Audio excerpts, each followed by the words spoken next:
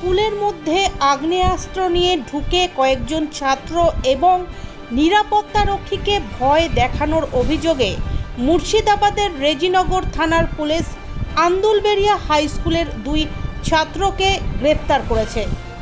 Police সূত্রে জানা গিয়েছে, ধৃত 2 ছাত্রের নাম সন্তু ঘোষ এবং অনির্বাণ ঘোষ। ধৃত 2 ছাত্রের হেফাজত থেকে উদ্ধার হয়েছে একটি দেশি আগ্নেয়াস্ত্র। যদিও ওই আগ্নেয়াস্ত্রের মধ্যে কোনো গুলি ছিল না বলেই প্রাথমিক তদন্তে পুলিশ জানতে পেরেছে। ধৃত 2 ছাত্র ওই স্কুলের 10ম শ্রেণীতে পড়ে। এই ঘটনার সাথে সংযুক্ত অন্য একটি ঘটনাতে আরও এক ছাত্রকে জিজ্ঞাসাবাদের জন্য পুলিশ আটক করেছে বলে জানা গিয়েছে। স্থানীয় সূত্রে জানা গিয়েছে, আন্দুলবেড়িয়া হাই স্কুলের কিছু ছাত্র সম্প্রতি বিভিন্ন ছাত্রের সাইকেলের সিট কভার চুরি করে নিচ্ছিল।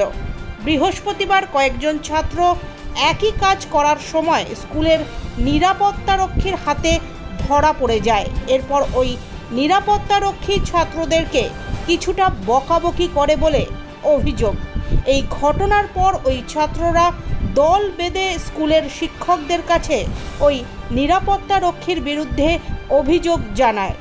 অনেকের সন্দেহ, সেই আক্রোশ থেকেই নিরাপত্তারক্ষীকে ভয় দেখানোর জন্য আগ্নেয়াস্ত্র নিয়ে শনিবার ওই 2 ছাত্র স্কুলে গিয়েছিল। স্কুলের এক শিক্ষক নাম না প্রকাশে শর্তে বলেন, শনিবার সকালে স্কুল শুরু হওয়ার পর ওই 2 ছাত্র শৌচাগারে গিয়ে একটি দেশি বন্দুক বার করে দেখছিল। সেই সময় অন্য কয়েকজন ছাত্র তা দেখে ফেলে এবং শিক্ষকদেরকে জানায়। এরপর কয়েকজন শিক্ষক তাড়া করে ওই 2 ছাত্রকে ধরে ফেলে এবং তাদের কাছ থেকে ওই দেশি বন্দুকটি উদ্ধার করে। এরপরই আমরা পুলিশে খবর দিই। ওই শিক্ষক আরও জানান, সন্তু স্থানীয় এক নেতার আত্মীয়। সে খুব কম দিন স্কুলে আসে, তবে অনির্বাণের বিরুদ্ধে তেমন কোনো অভিযোগ আগে আসেনি। রেজিনগরের তৃণমূল বিধায়ক রবিউল আলম চৌধুরী বলেন, প্রায় 110 বছরের পুরনো ওই স্কুলে কিছু ছাত্র সম্প্রতি বিভিন্ন ধরনের বেআইনি কার্যকলাপের সাথে জড়িয়ে পড়েছে।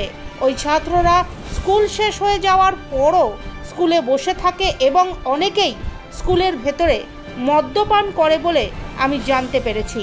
বিষয়টি স্কুলের নিরাপত্তারক্ষীর নজরে আসার পর তিনি ওই ছাত্রদেরকে বাধা দিয়েছিলেন। খুব সম্ভবত সেই আক্রোশ থেকেই ওই 2 ছাত্র স্কুলে নিরাপত্তারক্ষীকে ভয় দেখানোর উদ্দেশ্যেই স্কুলে আগ্নেয়াস্ত্র নিয়ে এসেছিল।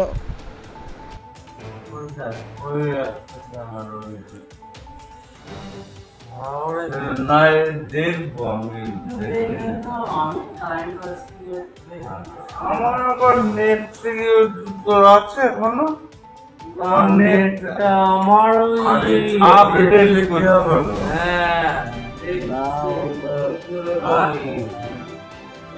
বহুত কাজ সব দিলে কিছু না।